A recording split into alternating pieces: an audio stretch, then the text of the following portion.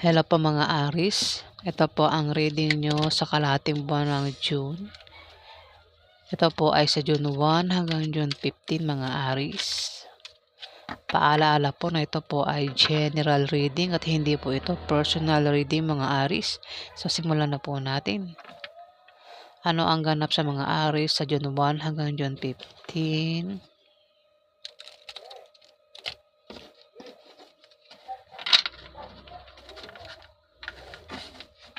Ganap sa mga Aries sa June 1 hanggang June 15.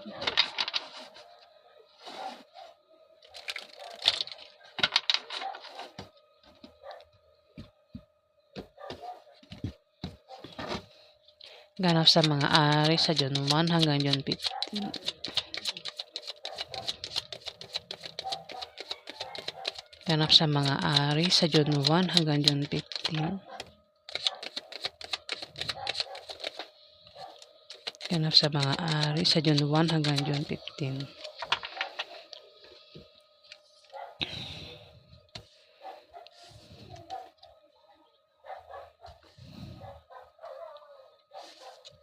Aries, 10 of coins na naka-reverse. Maaaring may mawalang opportunities na darating sa iyo sa kalahating buwan ng June, Aries, o maaaring ikaw ay magka-problema sa pera. O kung sa gamit yan, baka may mawala kang gamit o baka masira ang gamit mo sa kalahating buwan ng June, Aries. Ayan. Ingatan mo ang gamit mo. Baka masira o mawala. Kung sa pera naman, magtipid ka para hindi ka maubusan ng pera sa kalahating buwan ng June, Aries. Maaaring may darating din sa yung opportunities na maaaring hindi mo mapansin o baka baliwalain mo o katamaran mo, kaya yan ay maaaring mawala sa iyo, Aries. Dito, Knight of Swords. Lalaking matalino, diretso magsalita. Palagi may opinion, masakit ito magsalita. Maring mag-ingat ka sa isang Knight of Swords. Maring ito ay makaaway mo. Kasi masakit ito magsalita, Aries. Baka naman ikaw ito, Aries. Isa kang matalino, diretso, palagi may opinion, at masakit magsalita. Ikaw ba ito, Aries? Maring, yan ang ugali mo sa kalahating buwan ng June, Aries. Na High Priestess. High Priestess, Aries. Maring meron kang position,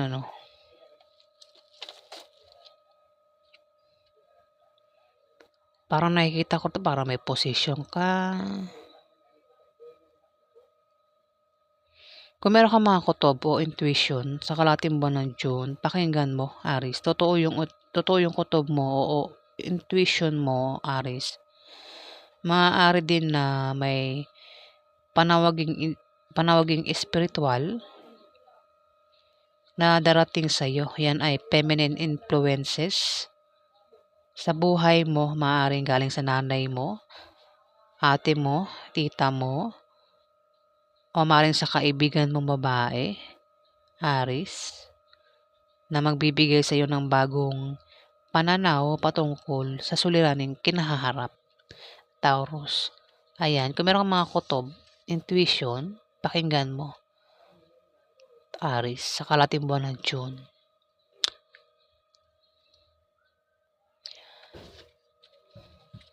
Alamin pa natin.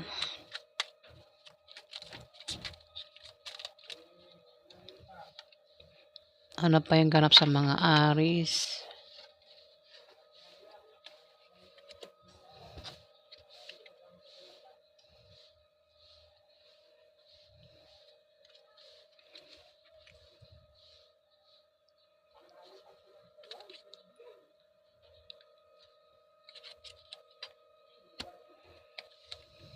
Kung meron kang pinaplanong gawin, gustong gawin, binubuong gawin, Kung ano man yan, sa kalahating buwan ng June, inip na inip ka na. At gustong-gusto mo nang gawin yan, pero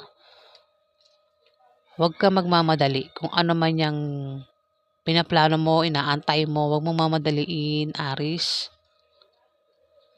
Ayan, mag-antay ka para hindi ka sumablay, Aris. Kung ano man yung pinaplano mo o gusto mong gawin sa kalahating buwan ng June, mag-antay ka para hindi ka sumablay. Maaari din naman na ikaw ay may babalansihin. Pwedeng lakas mo, balansihin sa pag-ibig, sa pera, sa pamilya. Kung ano man yung babalansihin mo, Aris, sa kalahating buwan ng June, meron kang babalansihin, Aris.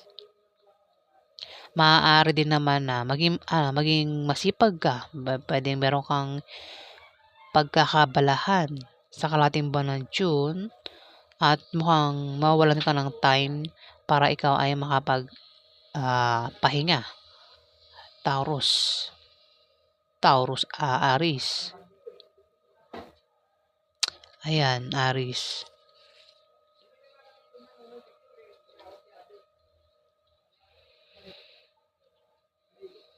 May nabanggit akong Taurus. Meron ka bang karelasyon na Taurus? Aris. Kung ano man yung pinaplano mo, may tao dito.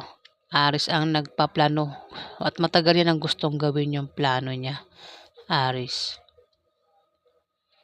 Kasi may nabanggit akong Taurus. Baka Taurus yung nagpaplano na yan. Aris, kung meron kang kilalang Taurus. Maaari din naman na balansehin mo yung lakas mo dahil maaaring sa kalahating buwan ng June ay mukhang mawawalan ka ng time para makapagpahinga. So, ibig sabihin, magiging busy ka. Maaaring sa trabaho mo o sa negosyo mo, Aris. Taurus talaga yung nababanggit ko. Di ba? Baka may Taurus kang kilala, Aris, Nine of Coins. Naka-reverse, Aris. Maaaring may mawalang opportunities nga. 9 pala ito. Hindi pala ito. Ito yung 10.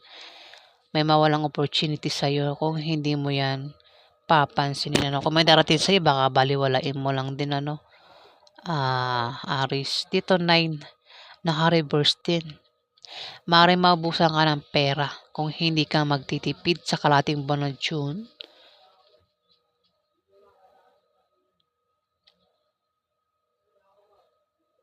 Mag-ingat ka din sa magnanakaw, Aris, dahil pwede kang manakawan. O maaaring kulang ka sa stability o wala kang security. Aris, ayan, sa kalahating buwan ng June. Ingat sa magnanakaw, baka mawalan ka ng gamit o kung ano pa yan. Aris, dito may justice. Makakakamit ka ng justice. Justice para sa taong inapi o sa taong nakaranas ng hindi maganda. Good karma ang paparating kay Aris sa kalahating buwan ng June.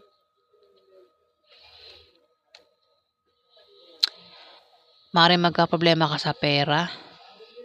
Aris, diba nabanggit ko kanina? O maaaring mawalan ka ng gamit o masira yung gamit mo pero may justice dito. Ibig sabihin, kung sa pera yan, magka-problema ka ng magka-problema ka sa pera, may justice dito. Magkakapera ka sa kalahating buwan ng June, Aris. Kung sa gamit niya, kung mawalan ka ng gamit, kung masira gamit mo, ayan, may justice, diba? Aris, ayan. Meron kang justice na makakamit sa kalahating buwan ng June, Aris. Kung may gumawa sa'yo ng di maganda, ayan, may justice ka. Kung ano man yan na maranasan mo na hindi maganda sa kalahating buwan ng June, Aris, may justice ka dito. Ayan. Good karma ang paparating sa'yo. Ang kapalit niyan, Aris. 2 of Cups dito.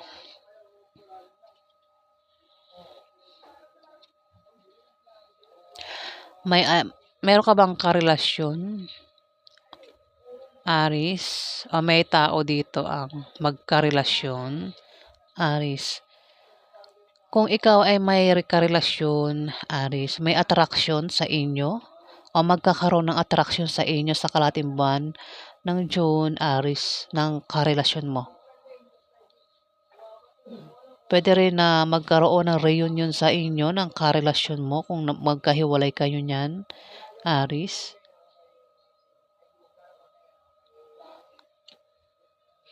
Puwedeng romansa ang maganap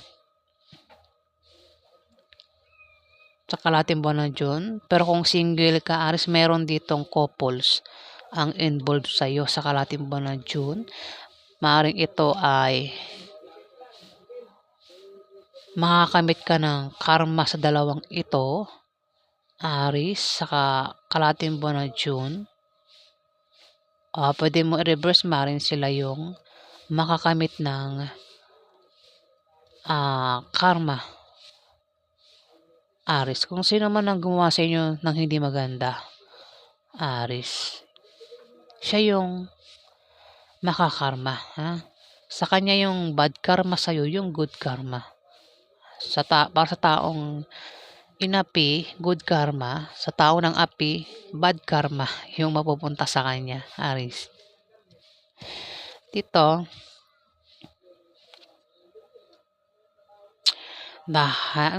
Hierophant, Aris. Babala sa pagiging mabait. Yan ang sinasabi ko sa'yo eh. Baka mabait ka, Aris. Ayan. Kung mabait ka, huwag ka masyadong mabait dahil may mga tao sa paligid mo ang pwede kang samantalahin gawa ng hindi maganda, Aris. Ayan. Babala sa pagiging mabait, Aris, sa kalahating buwan ng June. At humanda ka na ikaw ay mahusgahan ng iba sa iyong ginawa o sa iyong gagawin sa kalahating buwan ng June, Aris. Maaari din na meron kang tradisyon na susundin sa kalahating buwan ng June o maaaring may kasal na magaganap. Maaaring sa inyo ng karelasyon mo o sa pamilya mo, Aris. Maaaring isa kang Aris na pwede meron kang katungkulan, may posisyon. Maaaring masabi ko na parang isa kang kasi nakaupo ka rito, parang meron kang posisyon, ano. Puwedeng isa kang pari o basta meron ka ritong parang isa kang boss. Ayan, isa ka bang boss, mataas ang ano mo eh. May mga taong umaano sa'yo dito. May pwede mga tauhan mo yan, pwede rin na may mga supporters mo, Aris. Baka isa kang pari, Aris.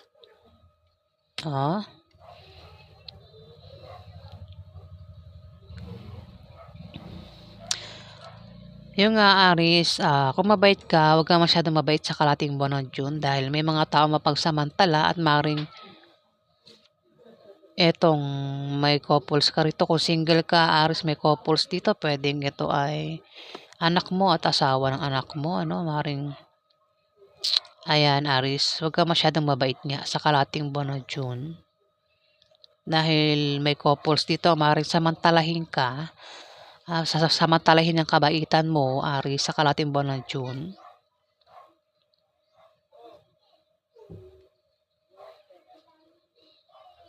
At humanda ka rin na mahusgahan ng ibang tao ng dahil sa gagawin mo sa kalahating buwan ng June, Aris. Mabuti man yan o masama, humanda ka sa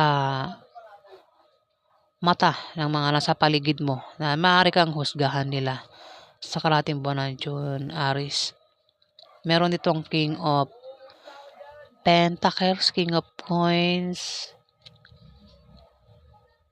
Ito ay isang lalaki maasahan, mahusay sa buhay, buhay. Hindi ko mabanggit yung buhay.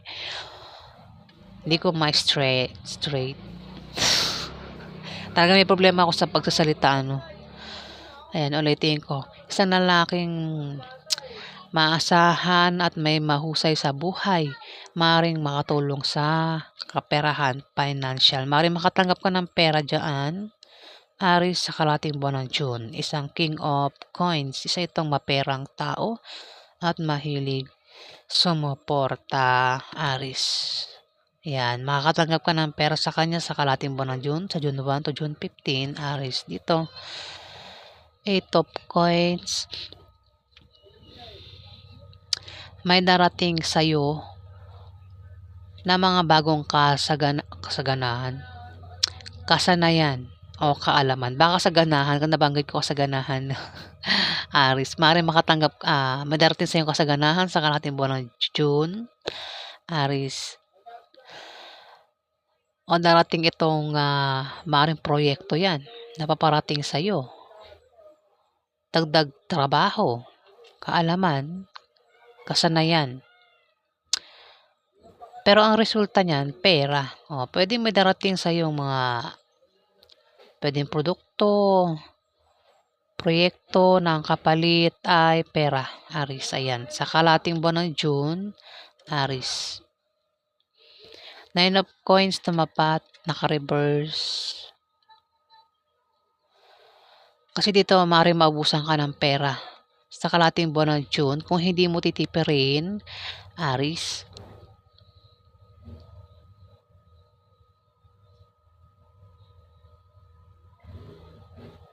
Kaya magtipid ka.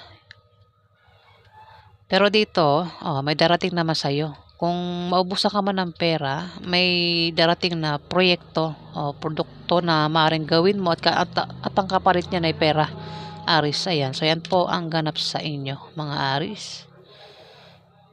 Pwedeng trabaho yan. Pwedeng sideline ni Aries. Ayan. Pwedeng mag-sideline ka, Aries, sa kalahating buwan ng June. Basta meron kang gagawin dito na ang kapalit ay pera, Aries. Kung maubusan ka man ng pera, may paparating na maaaring pagkakitaan mo, Aries. Ayan, yan po ang ganap sa inyo sa kalahating buwan ng June, Aries. Maraming salamat po sa mga nag-like, nag-comment at nag-subscribe. Sa hindi pa po nakapag-subscribe, pakihit na lang po ang subscribe button, mga Aries. Salamat po.